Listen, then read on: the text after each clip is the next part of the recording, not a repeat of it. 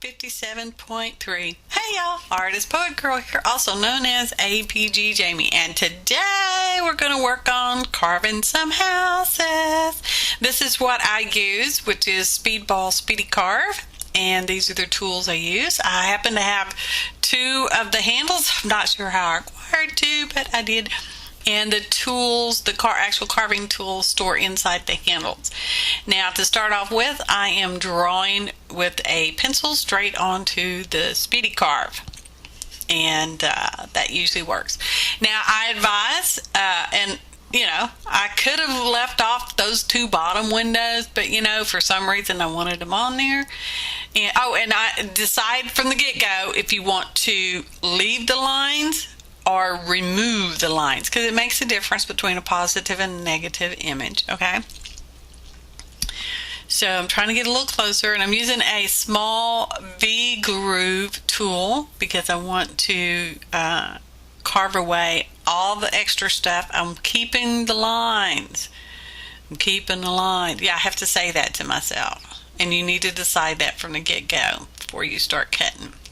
So leaving the lines. That means I'm taking away all the other stuff except the lines. And I apologize in advance if my voiceover gets out of sync with the video, because I'm having issues with that off and on. It tends to be with the longer videos, okay? And it took me right at 1 hour to carve 3 stamps. I do 2 positives and 1 negative. Okay, that means I'm doing 1 where I keep the lines, and I'm doing 2 where I take away the lines. All right? So I'm just cutting away, and be careful, because these tools are sharp. You can cut yourself on these tools, especially if you try to cut too deeply into the rubbery stuff, whatever stuff you're using. There are other brands of stuff. Did I mention that already? I don't know.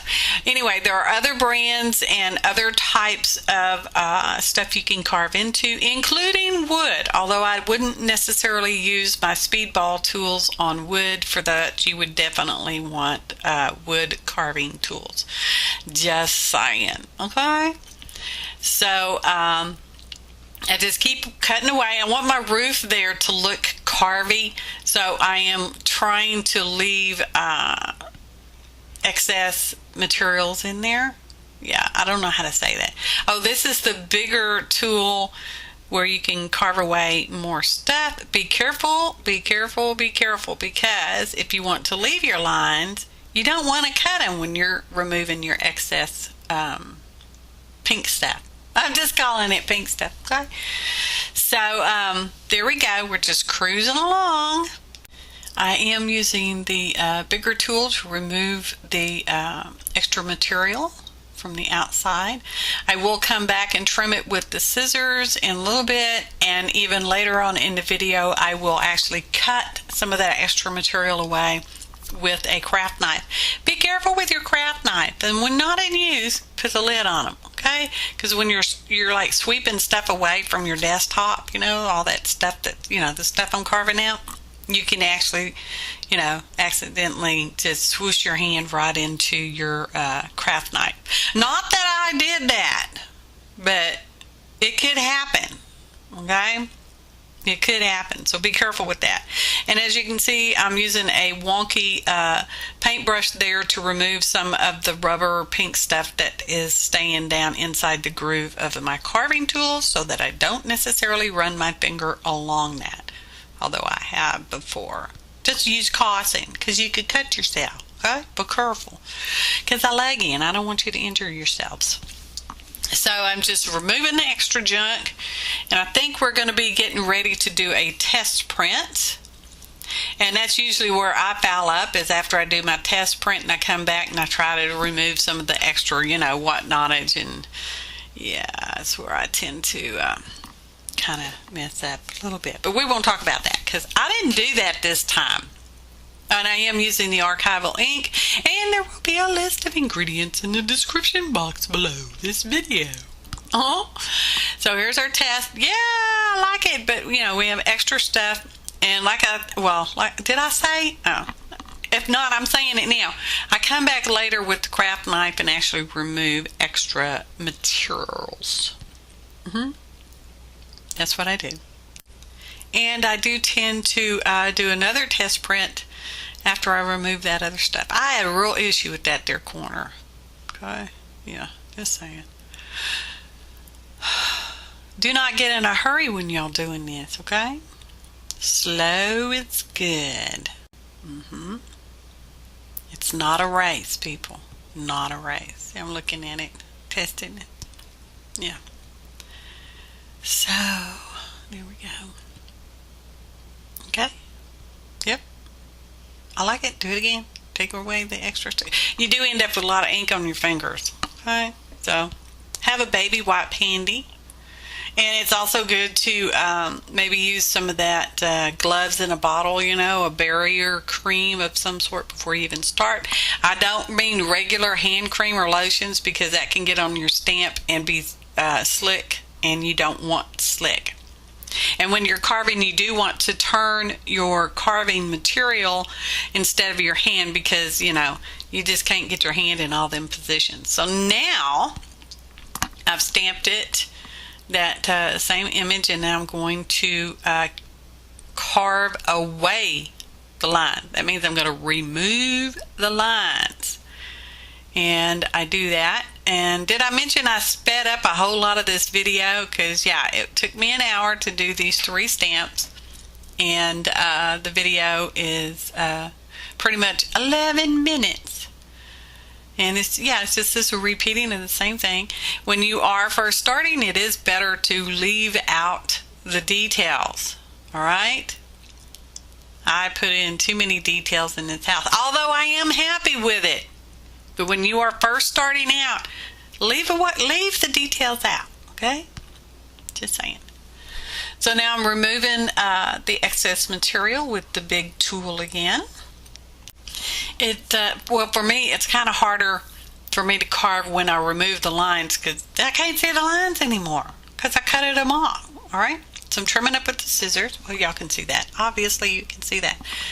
And getting ready to do a test print of this solid one. Well, if I hadn't cut away if I'd have just left all that in there, I know I'm not making any sense.